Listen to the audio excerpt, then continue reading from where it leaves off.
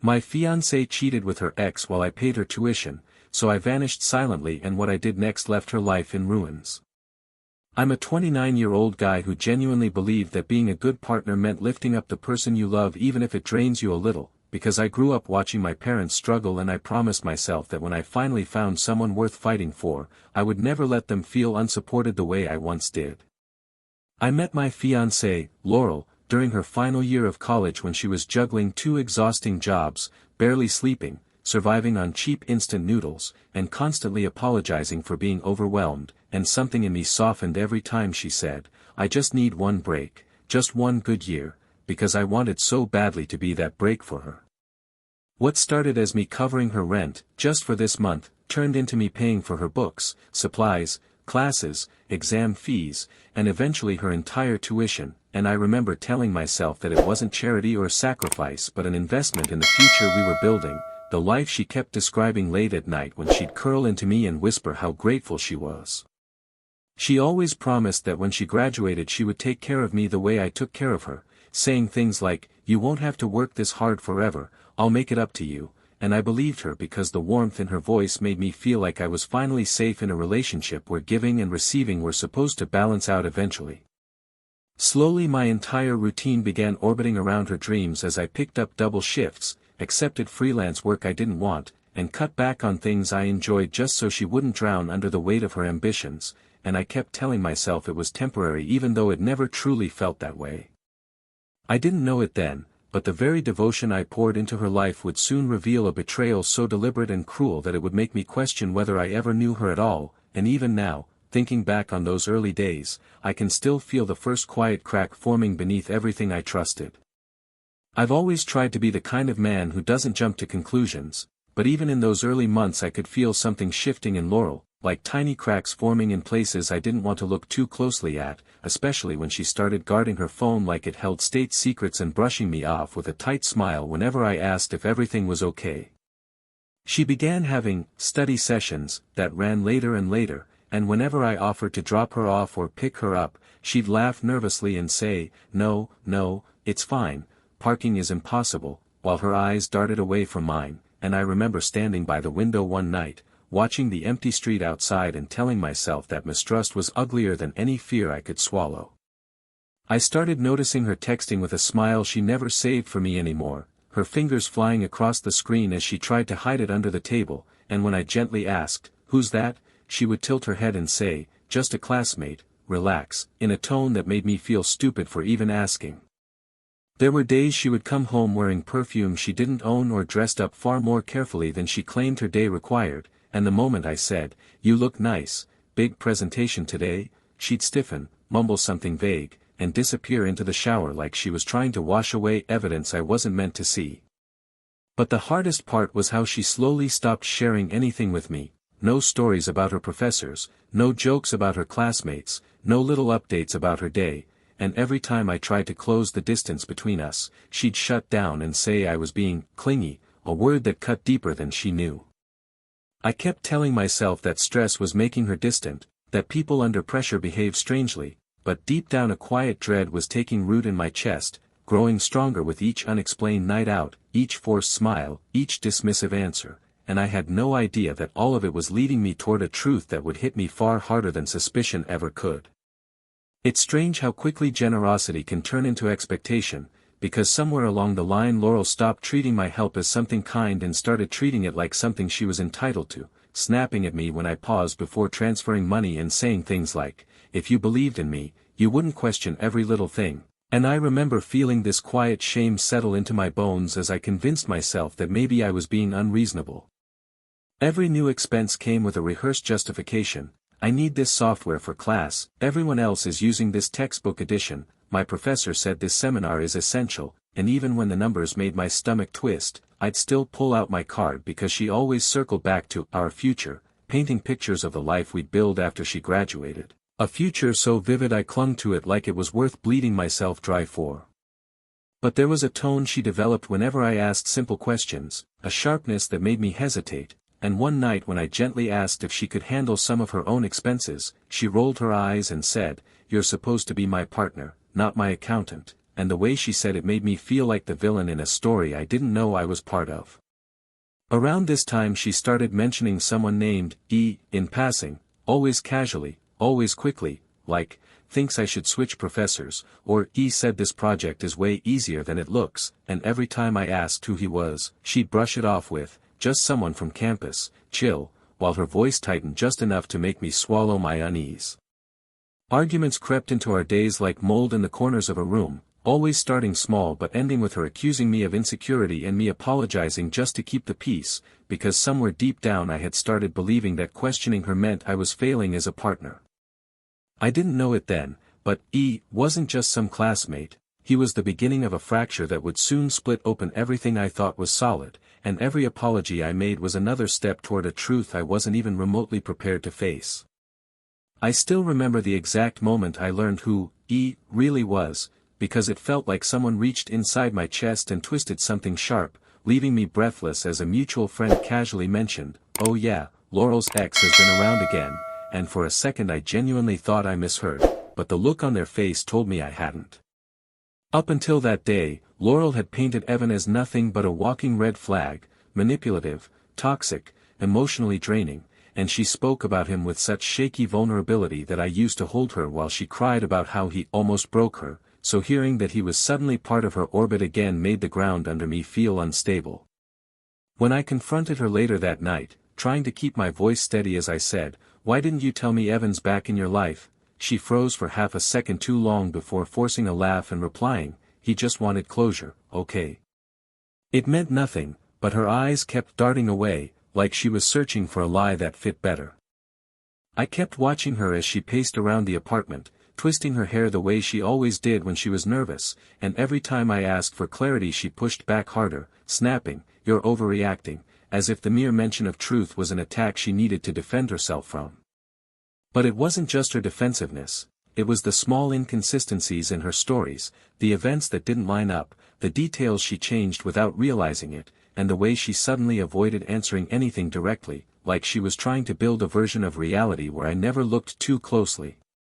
And yet despite all of that, I still wanted to believe her, still wanted to convince myself that she wouldn't betray the effort, the money, the long nights, the dreams I had poured into her, but something inside me whispered that Evan's return wasn't an accident, and the more Laurel tried to minimize it, the more it felt like she was protecting something far worse than a simple conversation with an ex. The weeks after that confrontation felt like living with a stranger because Laurel's behavior didn't just shift, it spiraled, with more study nights, more sudden cancellations, and more evenings where she'd walk through the door looking disheveled, flushed, and emotionally scrambled in a way that didn't match the tiredness she tried to fake as she whispered, "Long day, just leave it alone." One night she came home wearing a faint, expensive men's cologne I didn't recognize, a scent sharp enough to cut through the air as she brushed past me, and when I gently said, "You smell different, were you hanging out with someone?" she spun around, eyes flashing as she snapped, "God, can't a woman exist without being interrogated," before storming into the bathroom, slamming the door so hard the frame rattled. I found myself lying awake more often, staring at the ceiling in the dark while my mind replayed every odd moment, the nights she returned with messy hair, the makeup smudges she tried to hide, the rushed showers, the flimsy explanations, and every time I tried to talk to her, she would shut me down with a cold, distant, "I'm stressed, not cheating," said in a tone that made me feel guilty for even thinking it. But the truth is, it wasn't one big moment that made me suspicious, it was the accumulation of tiny details she didn't bother to hide anymore, like how she'd smile at her phone then flip it face down the second I walked into the room, or how she'd dress up far more than necessary for group work, wearing outfits she hadn't worn since the early days of our relationship. The worst part was the emotional whiplash. One moment she was sweet, clinging to my arm and thanking me for supporting her, and the next she was cold, distant, sighing loudly whenever I asked a simple question, as if my existence alone had become inconvenient to her, leaving me stuck between fear and denial, unsure which one was hurting me more. I tried to tell myself that stress could explain anything, that relationships go through phases, but deep down I knew something was slipping out of my hands, and everything inside me tightened the night I noticed one small detail she forgot to hide, something so out of place it made my stomach drop, though I still didn't know the truth waiting behind it. I didn't mean to see anything, Laurel had simply rushed out the door one morning and left her iPad on the couch, screen still lit, and when I picked it up to place it on the table, a notification slid down from the top with the name Evan highlighted in bold, followed by a preview that read, "Last night was perfect, can't stop thinking about you," and for a moment my entire body went numb, like every fear I'd been swallowing suddenly had teeth. I told myself not to look, to put the iPad down and walk away, but my hands were already trembling as I unlocked it with her lazy, unchanging passcode, and what stared back at me wasn't just a conversation, it was months of flirtation, plans, intimate photos, hotel receipts, and long, breathless messages where she told him things she hadn't said to me in years. And reading them felt like someone was peeling the skin off my chest inch by inch while whispering, "You already knew." Scrolling through the threads felt like falling down a staircase in slow motion because every message connected perfectly with the nights she came home late, the excuses she recycled, the sudden shifts in mood, and the way she kept insisting I was paranoid, and the worst part wasn't even the explicit messages, it was seeing her describe me as, useful, stable, good for now, like I wasn't her partner but a temporary convenience financing their reunion. I don't know how long I sat there, staring at the screen while the room around me blurred, just the hum of the refrigerator, the faint smell of her perfume on the couch cushion, and my heartbeat pounding so loudly it drowned out every rational thought as the truth sharpened inside me like an ice pick. She had been using me while falling back into the arms of the man she claimed almost destroyed her. For a few minutes I couldn't breathe, couldn't move, couldn't even cry. I just held the iPad like it was radioactive, and every word I read echoed through me, "Baby, miss you, when he pays my tuition next week, let's escape again," until my vision finally blurred and I felt something inside me snap so quietly it scared me. But instead of confronting her in an explosion of rage and betrayal like every instinct begged me to. I don't know what part of me took over in that moment, but instead of exploding or demanding answers, something inside me went still, eerily, terrifyingly still, as I wiped my face, set the iPad down, and made a decision that felt colder than anything I'd ever done. I would pretend I knew nothing, because anger would only give her power, but silence would give me time. The days that followed felt like acting in a play I never auditioned for, smiling when she walked into the room, kissing her forehead when she came home late, and saying things like, "Long day," or "Did your group project go well," while inside I was cataloging every lie, every excuse, every shift in her tone, and she had no idea I was memorizing each detail like ammunition. She kept texting Evan in the bathroom, hiding her phone under pillows, locking her laptop whenever I got too close, and I would nod, pretend to be distracted by dishes or laundry, all while quietly separating my finances, closing our joint saving plan, removing her from my insurance, cataloging receipts, taking photos of every transfer I'd ever made, building a trail she wouldn't be able to twist or rewrite when everything finally collapsed. Sometimes she'd wrap her arms around me, whispering, "I'm so lucky to have you," in a voice that used to make my chest warm, but now made bile rise in my throat because I knew she had spent the night before telling Evan that he was the one who made her feel. I didn't think anything could hurt more than reading those messages, but the night I hit rock bottom started with something as small as a voice through a half-closed door, Laurel laughing on the phone, her tone lighter than it ever was with me, saying, "I'm only with him until I graduate, he's basically funding my degree," and hearing my life reduced to a financial stepping stone made my entire body go cold as I stood frozen in the hallway. She went on, casually mocking me like I was some gullible stranger, whispering, "He works so much he doesn't even notice anything. I mean, if he wants to play provider, I'll let him," and the words hit me with such force that I had to hold the wall for balance, feeling my vision blur as the realization sank in that she wasn't stressed or distant, she was calculating, deliberate, using me like a resource she intended to discard. When she added, "Once my career stabilizes, Evan and I will figure things out," something inside me cracked so violently that I almost pushed the door open, almost confronted her right there, but all that came out was silence as I backed away, trembling, the apartment suddenly feeling too small, too suffocating, like her lies were contaminating the very air I was breathing.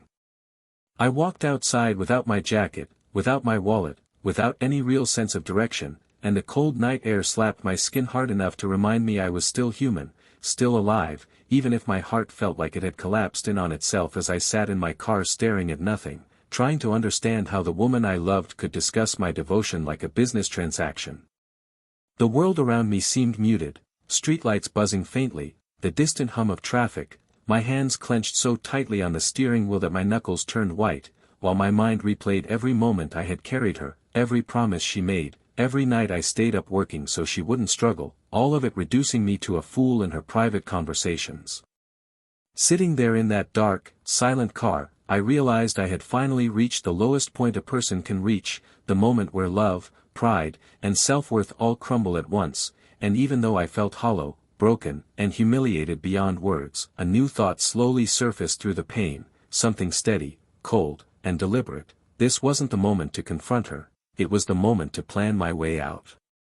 The morning after that breakdown in my car, something inside me felt permanently altered, like the version of me who begged for scraps of honesty had finally died, and in his place stood someone quieter, colder, and painfully clear-headed. As I walked back into the apartment and greeted Laurel with a calm, "Morning," while she smiled like she hadn't gutted me the night before. From that moment forward, every minute of my day became part of a silent escape plan, closing bank accounts she didn't know about, transferring my savings into a private digital wallet, packing small items into my work backpack so she wouldn't notice anything missing, and letting her believe she was still in control while I rehearsed every step of disappearing from her life with a precision I didn't know I possessed. She kept lying effortlessly, telling me she might stay late on campus again, brushing her fingers against my arm as she kissed my cheek and whispered, "I love you," in a tone so sweet it made my stomach twist because I knew she had texted Evan the night before, "I wish you were the one coming home to me instead." Whenever she left the apartment, I moved fast, boxed my important documents, stripped my name off utilities, cleared out the storage closet of everything I owned, and spent nights searching for a place I could move into quickly, all while maintaining the same gentle voice, the same predictable routines, because if she suspected even for a second that I was preparing to leave, she would twist the story, paint me as unstable, or do anything to maintain control.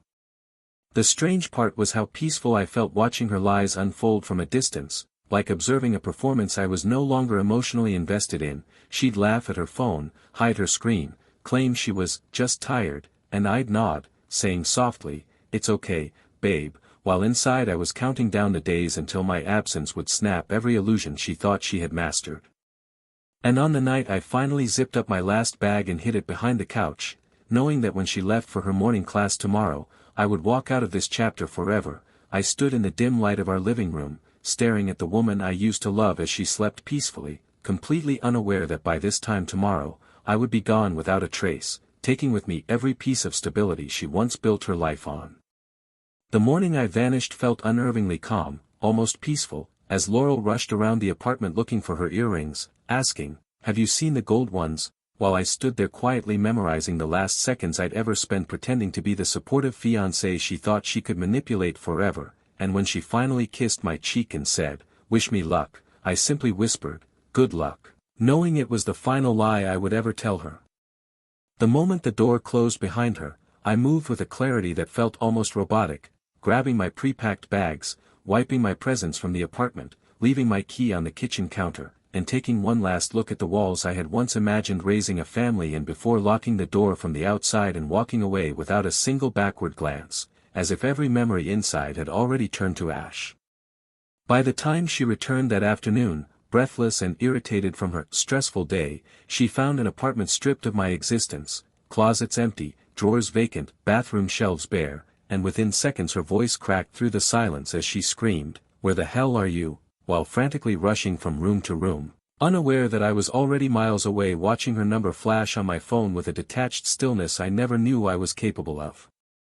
Her messages piled up in waves, first confused, "Did something happen?" then irritated, "This isn't funny," then panicked, "Please answer me," and finally furious, "You can't just leave after everything I've done for you," each one more unhinged than the last, proving exactly how much she depended on the security I once provided without ever realizing it wasn't hers to weaponize. But panic didn't truly set in for her until the bills started arriving, tuition payments she assumed were on autopay, rent notices that listed only her name now, utilities demanding deposits she couldn't cover, and when she stormed into the college office trying to bluff her way through financial aid paperwork, she learned that misreporting support was a serious violation, something that could trigger an audit, suspension, or worse. And while she spiraled, leaving frantic voicemails filled with trembling breaths, muttered curses, and desperate pleas. I sat in my new apartment, silent and unreachable, realizing with a strange, steady calm that for the first time in years, her chaos could no longer touch me, and tomorrow would be the day her entire world finally began to collapse under the weight of her own choices.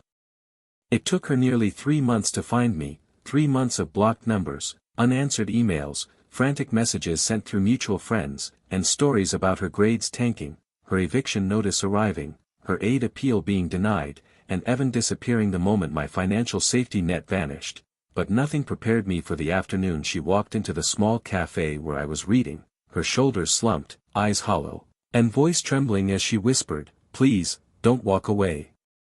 She looked nothing like the woman who once strutted through life with practiced confidence, her hair unkempt, her clothes wrinkled, dark circles carved under her eyes, and when she slid into the seat across from me, her hands shook so violently that the cup of water the barista placed in front of her rippled like something out of a movie, but I just watched her silently, waiting for her to speak.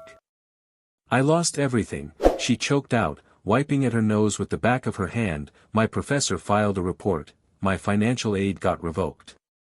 I'm failing 2 classes. I got kicked out of my apartment. I have nowhere to go," and then she leaned forward, eyes glossy with desperation, whispering, "I'm sorry, I'm so sorry, I should have never hurt you, you were the only person who ever cared." I let her ramble, let her cry, let her reach across the table with trembling fingers as she begged, "Please come home, please help me. I'm done with Evan, I swear I'll make it right," and for the first time since everything happened, I didn't feel anger, or sadness, or love, just a strange, distant emptiness, like I was watching her from behind glass while she begged for a version of me that no longer existed. When I finally spoke, my voice was calm enough to make her flinch. "I know everything, Laurel. I knew months before I left. I read every message, every plan, every word you wrote about using me," and the color drained from her face so quickly it was almost eerie as she whispered, You knew," like she couldn't comprehend someone slipping out of her control before she could rewrite the story. She opened her mouth to explain, to defend, to twist the narrative just one more time, but I leaned back in my chair, folded my arms, and told her quietly that she wasn't prepared for the final truth I had come here to give her, the one thing that would end whatever illusion she still believed she could salvage. I reached into my bag and placed a thick folder on the table between us, watching her eyes widen as she recognized the university letterhead, and when she whispered, What is this?"